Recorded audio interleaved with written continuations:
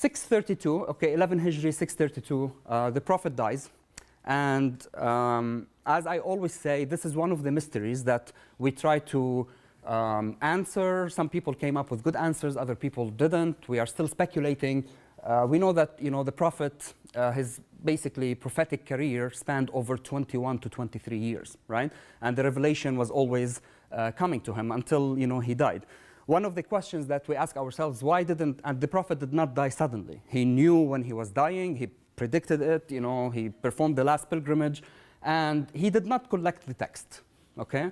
He didn't. We have some accounts, they are weak really accounts, weak in terms of from even the Islamic tradition, that he probably had a prototype of the Quran. He told some people to write down some verses, to change the order, but we really don't have solid accounts of the Prophet collecting the Quran and coming up with a text, okay? So that's, let's say, a fact that we don't have. Even if he did, of course, we don't have this collection. So the Prophet dies and the text was not collected together.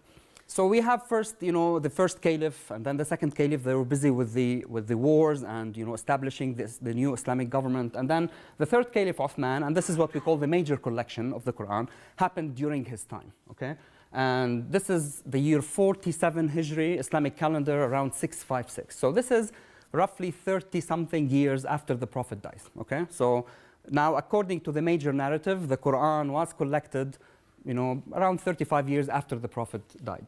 And this is what we call the first collection. This is still a collection of the Quran. The Quran was spread, it was written on different forms, on different parchments, on bones, on leaves. Uthman collects them, not himself, a committee did that. And this is what we call today the Uthmanic codex, right? So if you open the Quran and you read Al-Mushaf al-Uthmani, which means that this is the collection of Uthman, because there were other codices by other companions that we don't have access to. They were destroyed, they were burned, and the only the codex which survived is the codex of Uthman. And this is why it's called Al-Mushaf al-Uthmani,